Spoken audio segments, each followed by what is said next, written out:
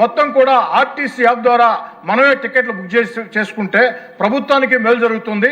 తద్వారా ఆ టికెట్లు బుక్ చేసేటప్పుడు ఆర్టీసీ మన కంట్రోల్లో ఉంటుంది కాబట్టి ఆర్టీసీ అధికారులు అన్ని ప్రమాణాలు ఉన్నప్పుడే ఆ బస్సులకి పర్మిషన్లు ఇస్తారు. ఆ విధంగా చర్యలు తీసుకోవాలని చెప్పి కోరుకుంటూ చిట్ట మాట అధ్యక్ష, మంత్రి గారు ఏం చెప్పారంటే 25-26లో ఎన్ని కేసులు బుక్ అయినాయంటే 22,272 కేసులు బుక్ అయ్యాయని చెప్పడం జరిగింది. దాని మీద ఎంత పెనాల్టీలు వేశారంటే 21,75,00,000 పెనాల్టీ వేసామని చెప్పడం జరిగింది. అంటే సగటున 9,570 రూపాయలు. అధ్యక్ష, రవాణా శాఖ అధికారులు, కింది స్థాయి అధికారులు ఈ స్లీపర్ బస్ యాజమాన్యాల మీద ఎంత ప్రేమ ఎందుకు? ఒక ఆటో పట్టుకుంటే 10,000 వేస్తున్నారు, స్కూటర్ పట్టుకుంటే 10,000 వేస్తున్నారు.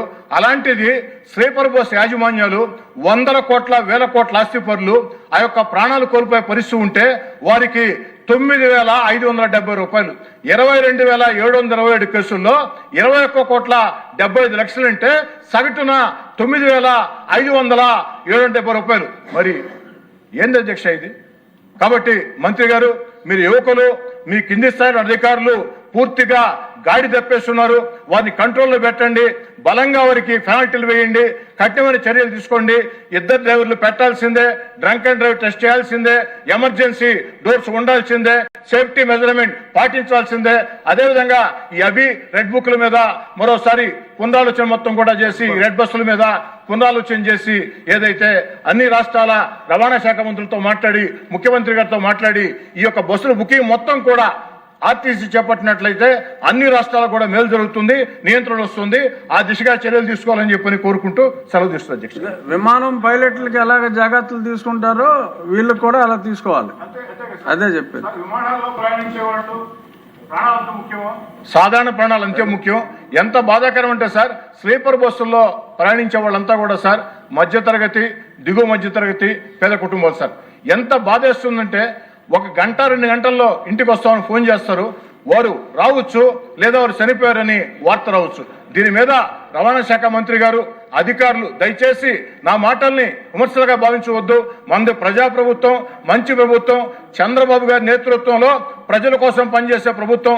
కాబట్టి అధికార యంత్రాంగాన్ని కదిలించి ముందు కొనసాగించి ప్రజలకు మేలు చేసే చర్యలు చేపట్టాలని వినయపూర్వకంగా మంత్రి గారిని అభ్యర్థిస్తూ ఉన్నాం. మంత్రి గారు. అధ్యక్ష, గౌరవ సభ్యులు అడిగిన దానికి సమాధానం. అధ్యక్ష, ఈ ప్రభుత్వం ఏర్పాటైన తర్వాత 2 దుర్ఘటనలు జరిగాయి అధ్యక్ష. ముఖ్యంగా కర్నూలు అలాగే మార్కాపురం ఇన్సిడెంట్ ద్వారా పటిష్టమైన భద్రతా చర్యలు తీసుకుంటున్నాం అధ్యక్ష. దానిలో భాగంగానే కేవలం ఫిట్నెస్ వల్లే కాకుండా హ్యూమన్ ఎర్రర్ వల్ల కూడా ఈ యాక్సిడెంట్ ప్రమాదాల వల్ల ఎక్కువ ప్రాణాలు కోల్పోతున్నారు అధ్యక్ష. ముఖ్యంగా గౌరవ సభ్యులు అడిగినట్టు ప్రమాదం గురైనప్పుడు ఆ టైమింగ్ కూడా చాలా బేస్ చేసుకోవాల్సింది అధ్యక్ష. ఎందుకంటే స్లీపర్ బస్సులు అన్నీ నైట్ టైం ట్రావెల్ చేయడం జరుగుతుంది అధ్యక్ష.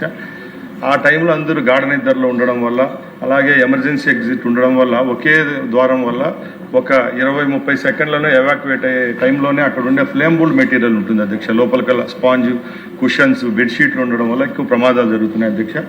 దీని మీద స్ట్రిక్ట్గా రూల్స్ తీసుకొని రావడం జరిగింది. అలాగే 2 డ్రైవర్లు అయితే గత 6 నెలలుగా చేయడం జరుగుతుంది. ఎక్కడ చెకింగ్ చేసినా కూడా ప్రతి 2 డ్రైవర్ లేని బస్సు అక్కడే సీజ్ చేయడం ఉంది అధ్యక్ష. దాని డీటెయిల్స్ కావాలంటే నేను మన గౌరవ సభ్యులకి ఇస్తాను అధ్యక్ష. అలాగే ఈ పటిష్టమైన చర్యల్లో భాగంగానే ఫిట్నెస్ అలాగే డ్రంక్ అండ్ డ్రైవ్ విషయంలో ఎక్కడ రాజీ పడేది లేదు అధ్యక్ష. ఒక 8 అవర్స్ జర్నీ మధ్యలోనే 2 దగ్గర తప్పకుండా చెకింగ్ పాయింట్ కూడా ఏర్పాటు చేయడం జరిగింది అధ్యక్ష. తప్పకుండా ఇలాంటి యాక్సిడెంట్ జరగకుండా దీనికి పటిష్టమైన చర్యలు తీసుకునేదానికి ప్రభుత్వం అలాగే రవాణా శాఖ సిద్ధంగా ఉందని గౌరవ సభ్యులకు మీ ద్వారా తెలియజేస్తున్నాను. Thank you. క్వశ్చన్ నెంబర్ 1742 సంబంధిత మంత్రి గారి తరఫున నాదెండ్ల మనోహర్ గారు. నమస్కారం అధ్యక్ష. గౌరవ ఉప ముఖ్యమంత్రి వర్యులు శ్రీ పవన్ కళ్యాణ్ గారి తరఫున ఈ ప్రశ్నకు సమాధానం అధ్యక్ష. మొదటి ప్రశ్నకు సమాధానం అవునండి. పోర్ట్ ప్రాంతంలో అదనపు dust suppression systems, real time area quality monitoring స్టేషన్లను ఏర్పాటు చేయాలని, అలాగే గ్రీన్ బెల్ట్ను మెరుగుపరచాలని విశాఖపట్నం పోర్ట్ అథారిటీని ఆదేశించడమైంది అధ్యక్ష.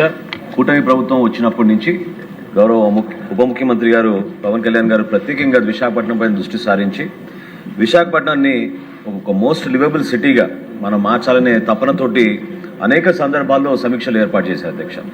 మొట్టమొదటి సమీక్ష ఆగస్టు 2024లో. అప్పటి నుంచి కూడా విశాఖపట్నం పోర్టు ప్రాంతంలో, అంటే రెండో ప్రశ్నకు సమాధానం అధ్యక్ష, అయితే ఎటువంటి వివరాలు వాటికి సంబంధించిన దానిపైన నేను గౌరవ సభ్యులకు దృష్టి తీసుకెళ్తున్నాను అధ్యక్ష. విశాఖపట్నం పోర్టు ప్రాంతంలో సరుకు రవాణా, వాహనాల కదలిక మరియు రహదారి ధూళి కారణంగా కొన్ని నెలల పాటు, అంటే ప్రత్యేకంగా శీతాకాలంలో ఎక్కువ సమస్య ఉంటుంది అధ్యక్ష, గాలి నాణ్యత క్షీణిస్తోంది. అందువల్ల ధూళి నియంత్రణ చర్యలను ఎప్పటికప్పుడు పరిశీలన చేయాలనే అవసరం ఉంది అధ్యక్ష. 2024-25లో విశాఖపట్నం గురించి ప్రత్యేకంగా ఆంధ్ర యూనివర్సిటీ ఒక రిపోర్ట్ ఇచ్చింది అధ్యక్ష, సోర్స్ అపార్ట్మెంట్ స్టడీ అని. దాని 2024-25లో it indicates that the influence of dust emissions from the port may extend beyond 2 kilometers and recommended to increase the efficiency of mechanical dust suppression systems, dry fog systems, proper traffic management and use of EV vehicles for improving air quality in the port area, Adhiksha. And I wish to bring to the notice of the honorable member, Adhiksha, that air quality index Vishakhapatnamlo pratyekanga ఒక్కొక్క సందర్భాల్లో బాగా పూర్గా వెళ్తుంది అధ్యక్ష, చాలా సందర్భాల్లో moderate వరకు వెళ్తుంది. ఒక సంవత్సరం కాలం మనం ఈ AQI లెవెల్స్ తెప్పించుకుంటే.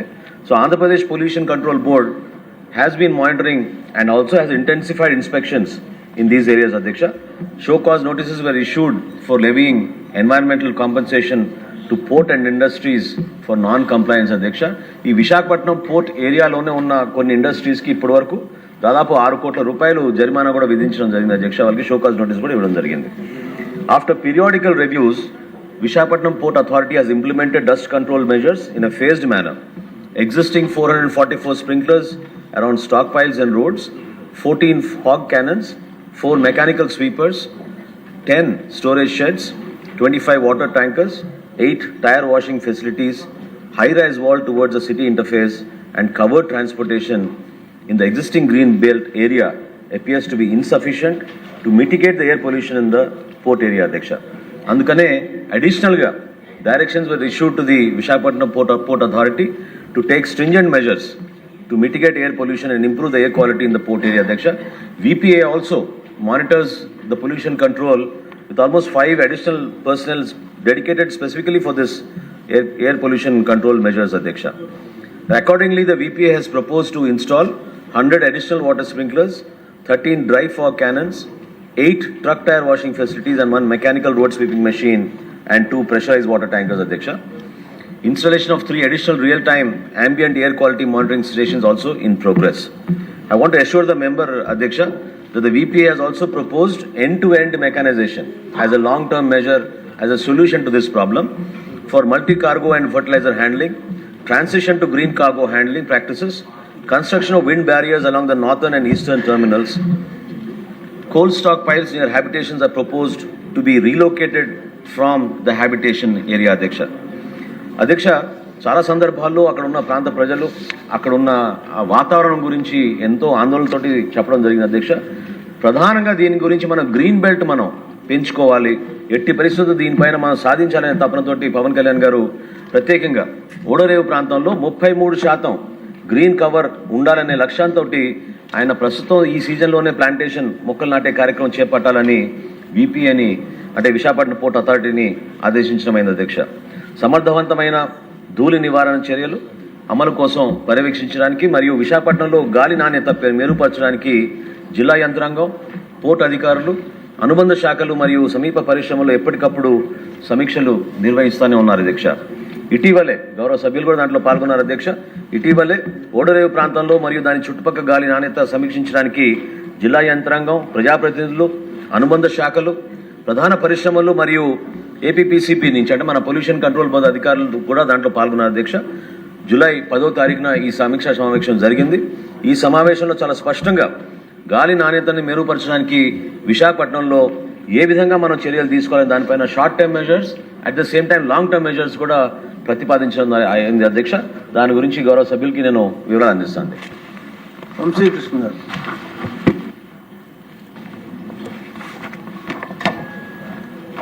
ధన్యవాదాలు అధ్యక్ష.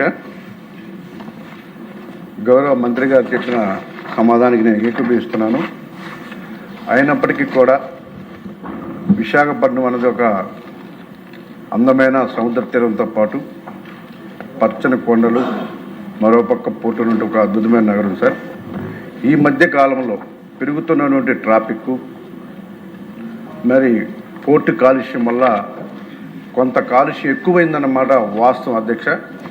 దీని మీద ప్రజలు కూడా ఈ మధ్యకాలంలో ధర్నాలు కూడా చేయడం జరిగింది అధ్యక్ష. అయితే దీనికి కారణాలు అనేక ఉన్నాయి అధ్యక్ష.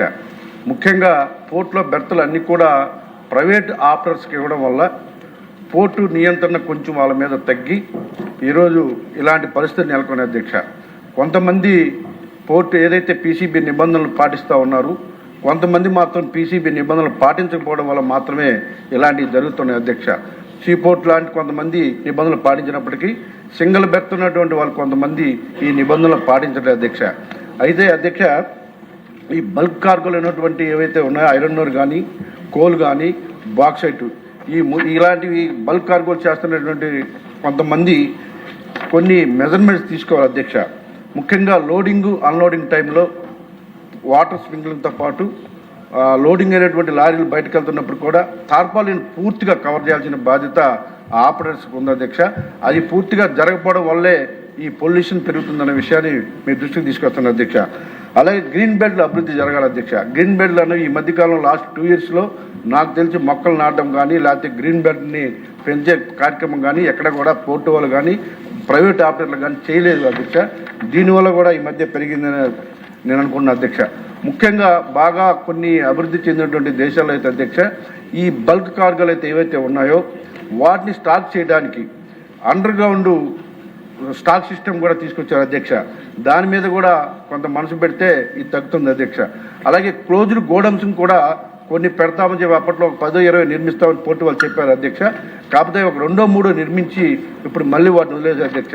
ఈ క్లోజ్డ్ గోడౌన్ అయితే ఎక్కడ కూడా మళ్ళీ ఆ గాలి వచ్చినా కానీ లేకపోతే ఏదైనా ఇబ్బంది ఉన్నా కూడా అవి పూర్తిగా క్లోజ్ అయి ఉంటాయి కాబట్టి ఎటువంటి ఇబ్బందులు లేకుండా అధ్యక్ష. ముఖ్యంగా ఎయిర్ నాణ్యతని పరీక్షించే కేంద్రాలు ఒకటి మాత్రమే ఉంది అధ్యక్ష పీసీబీ అండర్లో విశాఖపట్నంలో. అవి ఇంకొక 2-3 ఉంటే బాగుంటుంది అధ్యక్ష అన్ని ప్రాంతాల్లో. ఈ రోడ్స్ మీద డస్ట్ పడుతుంది అధ్యక్ష. ఈ డస్ట్ పడినప్పుడు వాటర్ స్ప్రింక్లింగ్ చేస్తూ ఉన్నారు. వాటర్ స్ప్రింక్లింగ్ చేయడం వల్ల ఆ బురద అదంతా కూడా మళ్ళీ ఆ టైర్స్కి పట్టుకొని సిటీలోకి వచ్చేస్తుంది అధ్యక్ష. ఈ వాటర్ స్ప్రింక్లింగ్ కాకుండా కొత్తగా ఎయిర్తో క్లీన్ చేసే యంత్రాలు వచ్చాయి అధ్యక్ష. ఒక 8 ఎన్నో పెట్టారు అధ్యక్ష. అవి కొంచెం సంఖ్య పెరిగితే పూర్తిగా దాన్ని కంట్రోల్ చేసే అవకాశం ఉంటుంది అధ్యక్ష. అలాగే బై రోడ్ వెళ్ళే లారీలు కొన్ని ఉంటాయి అధ్యక్ష. ఏదైతే బల్క్ కార్గోలు ఉన్నాయో వాటిని బై రోడ్ తీసుకెళ్లే ఉంటాయి, బై రోడ్ రైలు కాకుండా వాటిని కూడా పూర్తిగా తార్పాలతో కవర్ చేయాలని చెప్పేసి మీ దృష్టికి తీసుకొస్తాను అధ్యక్ష.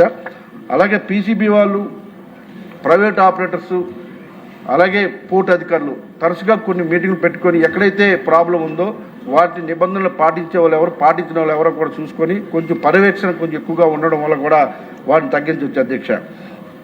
స్టాక్స్ అన్నీ కూడా 100% తార్పాలను కప్పి ఉండే విధంగా వాటి మీద వాటర్ స్ప్రింక్లింగ్ కూడా చేసే విధంగా సమస్యలు చెప్పండి, సొల్యూషన్ వాళ్ళు చెప్తారు. సొల్యూషన్ మీరే చెప్పేస్తారు. అదే చెప్తున్నారు సార్, చేయాలని చెప్పి తెలియజేస్తున్నారు అధ్యక్ష. అలాగే పోర్టు ప్రాంతంలో బాగా పొల్యూషన్ అనిపిస్తున్నటువంటి ఆ ప్రాంతంలో అధ్యక్ష కొన్ని కంపెనీ సిఎస్ఆర్ నిధులు ఉంటాయి అధ్యక్ష. అవి కూడా ఆ ప్రాంతంలో ఉన్నటువంటి స్కూల్స్కి కానీ లేకపోతే ఆ ప్రాంతంలో కమ్యూనిటీ హాల్స్ కూడా ఉపయోగించే విధంగా చర్యలు తీసుకోవాలని మీ ద్వారా మంత్రి గారికి తెలియజేస్తున్నారు అధ్యక్ష. ఏవైతే నిబంధనలు పాటించట్లేదో వాళ్ళ మీద కఠినమైన చర్యలు ఒకసారి తీసుకోవాలని చెప్పేసి మంత్రి గారికి తెలియజేస్తున్నారు అధ్యక్ష. ఒకసారి ఉప ముఖ్యమంత్రి గారు మళ్ళీ ఆ ప్రాంతం పోర్టు ఏరియాలతో కూడా పర్యటించాలి అధ్యక్ష. దీనికి బాగా ఎఫెక్ట్ అవుతుంది విశాఖపట్నం సౌత్ అధ్యక్ష. ఆ ప్రాంతానికి వెళ్తే ఉదయాన్నే ఎలాగ చేయబెడితే ఇంత ఎత్తున ధూళి మన చేతికి అంటుకున్నది అధ్యక్ష. సో దాని మీద ప్రత్యేకమైన దృష్టి పెట్టి కొన్ని కఠినమైన నిబంధనలు తీసుకురావాలని చెప్పేసి మీ ద్వారా మంత్రి గారు తెలియజేస్తున్నారు అధ్యక్ష. ఇలాగా ఉంటే అధ్యక్ష రానున్న రోజుల్లో బల్క్ డ్రగ్ అన్నిటి కూడా ఇక్కడ నుంచి తరలించే ప్రమాదం ఉంది అధ్యక్ష, కొత్తగా మూలపేటకి. సో వీళ్ళు కఠినంగా కొంచెం నిబంధనలు తీసుకోవాలని మీ ద్వారా మంత్రి గారు తెలియజేస్తున్నారు.